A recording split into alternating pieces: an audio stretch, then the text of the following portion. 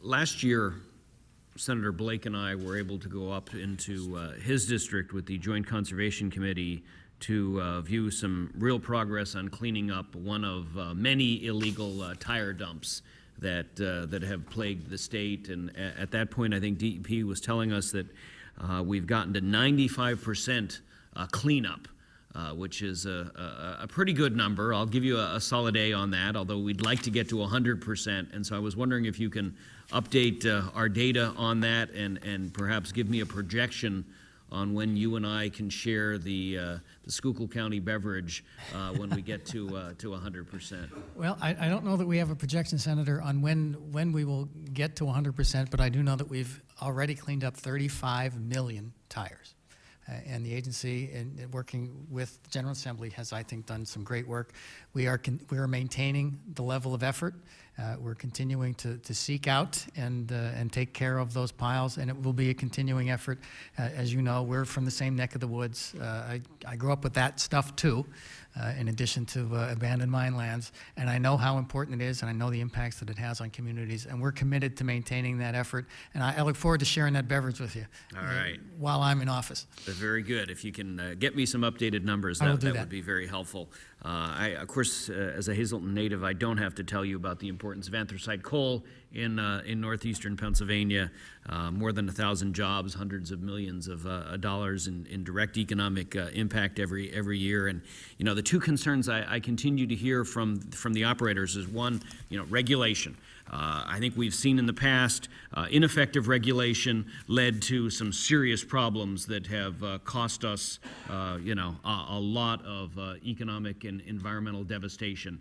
But too much regulation drives people out of business unnecessarily. And so I'm curious as to what you think the state can do better in both working with those operators to help them maintain the number of jobs that they have, and also an issue that I've beginning to work on with the Senate Environmental Resources and Energy Committee with Senator Yaw's leadership on the subject of illegal dumping. I couldn't imagine that because of their government policies, Russian coal, Ukrainian coal, Chinese coal, anthracite coal can get to Pennsylvania cheaper than Hazleton coal or Tamaqua or Pottsville coal.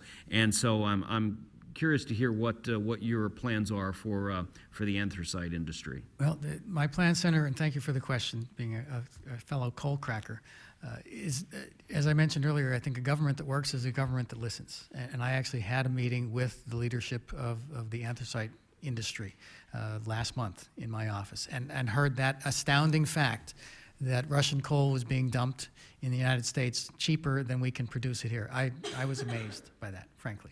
So I think that calls us to sit down and understand the market dynamics and what, if any, role the Commonwealth can play.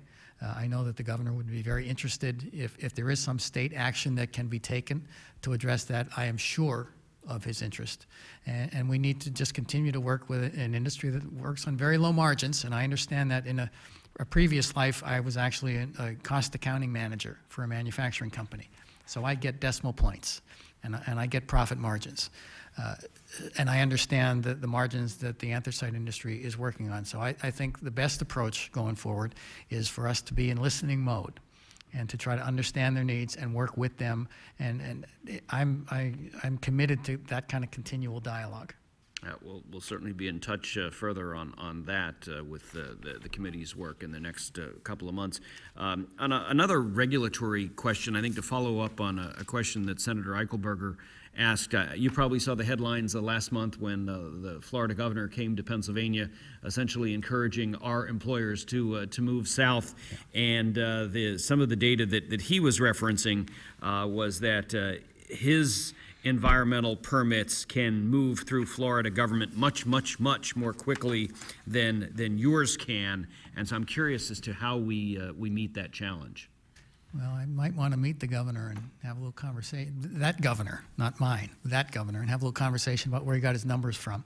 That kind of poaching it does not serve, it certainly doesn't serve the Commonwealth, and I have my own opinion about that. But what I will say is this, focusing on one particular statistic without putting it in context is pretty dangerous. And I would certainly place our level of environmental and public health protection in Pennsylvania up against Florida's any day of the week. So I would love to have that conversation. I think our mission at the agency is to protect public health and the environment and to work with the regulated community. I think we do a good job of that. I'm committed to doing it better and to working with the women and men of the agency to do that better and to continuously improve. But the canard that there is a trade-off between environmental protection and economic growth has to be dispelled, and I'm certainly looking forward to working with all of you to dispel that. I think we've learned the hard way in the coal fields of Pennsylvania, Mr. Secretary, that you have to do both. Absolutely. You have to focus on both the economics as well as the environmental protection. Thank you, Mr. Chairman. Thank you.